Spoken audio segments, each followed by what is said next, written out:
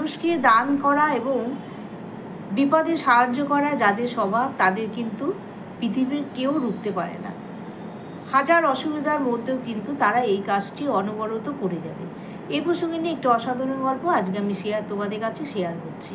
চ্যানেলে যারা নতুন আছে এবং নতুন যারা আমার গল্প শুনছো, গল্পটি শোনার পরে প্লিজ একটি সাবস্ক্রাইব করতে ভুলবে না এবং অবশ্যই লাইক দিয়ে কমেন্ট দিয়ে আমার পাশে থাকবে। প্রলয়বাবুর স্ত্রী আর 4 ছেলে নিয়ে তার ভালোই সুখে সংসার ছিল। ছেলেরা প্রত্যেকে প্রতিষ্ঠিত এবং 4 ছেলেরই বিয়ে হয়ে গেছে। তারা সবাই একসাথে থাকে। প্রলয়বাবু পেনশন পান, তিনি কিন্তু রিটায়ার হয়ে গেছেন, একটি সরকারি কর্মচারী ছিলেন। কিন্তু তাদের সংসারে ঘনিয়ে আসলো এক দুর্ঘটনা। প্রলয়বাবুর স্ত্রী হঠাৎ হার্ট অ্যাটাক হয়ে মারা যায়। তারপর থেকে কিন্তু প্রলয়বাবু একদম নিঃসঙ্গ। তার ছেলেরা যথেষ্টই ভালো ছিল এবং বউরাও ভালো ছিল, কিন্তু তবুও নিজের গিন্নি না থাকলে যা অবস্থা হয় সেই অবস্থায় প্রলয়বাবুর হয়েছিল। তিনি সারাদিন এখানে ওখানে ঘুরে ঘুরে বেড়াতেন, কোনো মন্দিরে বা কোনো অনুষ্ঠানে কার কি লাগবে, কার কি দরকার, এগুলো দেখে বেড়াতেন। তিনি যার জন্যে একটা বড় ঘট বানিয়েছিলেন, সেই ঘটে তিনি পেনশনের টাকা থেকে কিছু টাকা নিজের জন্য ব্যয় করতেন এবং কিছু টাকা, বাদবাকি টাকা তিনি সেই ঘটের মধ্যে ফেলে রাখতেন। এই কারণে ফেলতেন যে সেই ঘটে যা পয়সা জমবে, সেই পয়সা দিয়ে তিনি অনাথ শিশু এবং যারা ভীষণ গরিব তাদেরকে সাহায্য করবে, এবং সেটাই করতেন। একদিন ছোট ছেলে বেঁকে বসলো।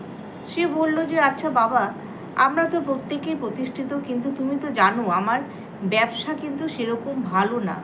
অন্যান্য দাদারা ভালো ব্যবসা করে এবং তাদের অবস্থা ভালো, কিন্তু আমার অবস্থা খুব একটা যে ভালো তা না। তার মধ্যে আমার 2 ছেলে মেয়ে, বউ নিয়ে আমাকে চলতে হয়। তুমি যে পেনশন পাও, পেনশনের টাকা তো তুমি তো কম পাও না। তুমি টাকাগুলো কি করো? আচ্ছা, কিছু টাকা তোমার জন্যে রাখো আর বাদ বাকি টাকাগুলো। তখন প্রলয়বাবু বলল যে, দেখ, সারা জীবন কষ্ট করে তোদেরকে মানুষ করেছি, এখন তোরা বিয়ে থা করেছিস, তোরা প্রত্যেকে ইনকাম করিস, তোরা এখন আমার টাকার ওপর কেন তোদের চোখ? আমি আমার টাকা দিয়ে যা খুশি করব, তোরা কিছু বলতে পারবি না। তখন ছোট ছেলে ভীষণ রাগ করে, ছোট ছেলের সাথে 2-1টা কথা কাটাকাটিও হয়। প্রলয়বাবু তখন মনে মনে ঠিক করলেন যে এখানে থাকা আমার আর চলবে না, কারণ টাকার ওপর আস্তে আস্তে সবারই চোখ পড়বে, যে সবারই খোঁজ হবে যে আমার এই পেনশনের টাকা কোথায় গেল। অথচ প্রলয়বাবু এই টাকাগুলো যে মহান কাজে লাগাচ্ছে সেটা কিন্তু কেউ জানে না। প্রলয়বাবু একদিন কী করলেন, একটা চিঠি লিখে তিনি ঘর থেকে, সে যে তার ঘরটা, সেই ঘরটাকে নিয়ে ব্যাগের মধ্যে ঢুকিয়ে কিছু জামা কাপড় নিয়ে তিনি বেরিয়ে গেলেন। চিঠিতে লেখা ছিল যে, তোমরা সবাই বড় হয়েছ, তোমরা এখন স্বাধীন, তোমাদের বউ ছেলে মেয়ে নিয়ে সংসার করো, আমি আমার পথে চললাম। আমার পেনশনের টাকার উপর তোমরা কখনো চোখ রেখো না, আর আমাকেও কিছু টাকা তোমাদের দিতে হবে না, কারণ আমি যা পেনশন পাই আমার ভালো মতো চলে যাবে। তোমরা সুখে থেকো, শান্তিতে থেকো। ভোরবেলা উঠে সবাই যখন ঘুম থেকে ওঠে, সবাই একবার করে বাবার ঘরে যায়, গিয়ে বাবাকে দেখে আসে। কিন্তু সেদিন প্রত্যেকে ঘুম থেকে উঠে সবাই বাবার ঘরে গিয়ে দেখে বাবা নেই এবং বিছানার উপরে একটা চিঠি পড়ে আছে। সেই চিঠি পড়ে সবার তো চক্ষু চড়ক গাছ। তারা ভেবেছিল হয়তো বাবার কাছ থেকে পেনশনের টাকাটা ছোট ছেলেটা ভেবেছিল ছলে বলে কৌশলে সে আদায় করবে। বাবা চলে যাওয়াতে কিন্তু তার এতটুকু দুঃখ হয়নি, বরং অন্যান্য ছেলেরা একটু আফসোস করছে যে বাবা কোথায় গেল।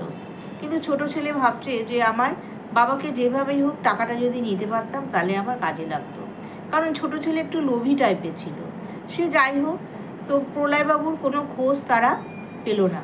তারা অনেক জায়গায় খুঁজে টুজে প্রলয়বাবুর কোনো খোঁজ পেল না। প্রলয়বাবু সেই ঘট আর কিছু জামা কাপড় নিয়ে তিনি চলে গেলেন বহু দূরে, তাদের শহর থেকে অনেক দূরে চলে গেলেন, যেখানে সুন্দর মন্দির, ঠাকুরের ব্যবস্থা, তারপরে গরিব ছেলে মেয়েদের দেখাশোনা, এরকম একটা সংস্থায় তিনি যোগ দিলেন। মন্দিরে থাকতেন, সেখানকার নিরামিষ খাবার খেতেন এবং প্রতিদিন তিনি বাচ্চাদের হাতে ডেকে ডেকে কিছু কিছু করে খাবার দিতেন। এটাই ছিল তার প্রধান ধর্ম। এই কাজ করতে তিনি যে কত ভালোবাসতেন সেটা ঈশ্বরই জানেন, এবং ঈশ্বরের কাছ থেকে তিনি সব সময় আশীর্বাদ পেতেন। তার এই স্বভাব কিন্তু সারা জীবনেও যাবে না, তিনি জন্মগতই এরকম ছিলেন। তিনি ভাবতেন যে আমার পিছু টান নেই, আমার গিন্নি মারা গেছে, আমি আর কী জন্যে বেঁধে থাকবো, বরং আমার জীবনটা, বাকি জীবনটা আমি এদের কাজেই উৎসর্গ করি নিজেকে। পথে ঘাটে রাস্তায় কত গরিব শিশু দেখি, কত গরিব মানুষ দেখি, তারা হাঁটতে পারছে না, তাদের হয়তো ক্র্যাচের দরকার, তারা দিন মতো খাওয়া পাচ্ছে না প্রতিদিন। এসব দেখে তার মনে বড় দুঃখ হয়। এই কারণে তিনি সেই টাকা, পেনশনের টাকা থেকে জমিয়ে তাদের জন্য প্রচুর টাকা ব্যয় করতেন এবং আশ্রমে থাকতেন। আশ্রমেও কিছু টাকা তিনি তাদের জন্য দিতেন, যাতে অনাথ শিশুরা আশ্রমে পেট ভরে খেতে পারেন। এই কারণে প্রলয়বাবু ছিলেন সবার কাছে, আশ্রমে সবার কাছে ভীষণ ভালো মানুষ ছিলেন। আর প্রলয়বাবু যখন মারা যান, তার মৃত্যুটা হয়েছিল রাজকীয়ভাবে। কারণ তিনি যখন এইভাবে কাজ করতেন, ভগবানের তো আশীর্বাদ থাকে, ভগবান তাকে এমনভাবে নিয়ে গেলেন যাতে কোনো কষ্ট পেতে হলো না। সেই স্বামীজিদের মাঝখানে তার মৃতদেহটা পড়েছিল। প্রত্যেকে তাকে মহা ধুমধামে ফুলের মালা দিয়ে নানাভাবে আয়োজন করে তার মৃতদেহ সৎকার করেন। ওই জন্যই কোনো রকমে কোনোভাবে যাদের সেবা করার মন থাকে, সে সেবা করার মন থেকে কেউ তাকে বিচ্যুত করতে পারে না এবং ভগবানের আশীর্বাদ সব সময় তার উপর থাকে এবং শেষকালেও অর্থাৎ পরকালেও তার যাওয়াটা খুব ভালো হয়। তাই ভালো কাজ করলে ভালো ফলও পাওয়া যায়। ঈশ্বর কিন্তু সব সময় ওপর থেকে আমাদের দেখছেন। তাই বন্ধুরা, আমরা সব সময় ভালো কাজ করব, কোনো সময় আমরা কোনো হীনমন্যতায় ভুগব না, কখনো কারোর ক্ষতির চেষ্টা করব না। আমাদের কাছে যতটুকু সম্ভব ততটুকু দিয়েই আমরা কিন্তু মানুষের কিছু উপকারে লাগব। এই প্রতিজ্ঞা আজকের থেকে নিলাম। তাহলে বন্ধুরা, আমার গল্পটা কেমন লাগলো তোমরা প্রত্যেকে কমেন্ট বক্সে জানাবে এবং খুব বেশি করে শেয়ার করে দেবে। তাহলে হয়তো পৃথিবীটা আরও সুন্দর হবে। তাহলে আজকে আমি আসি, টাটা।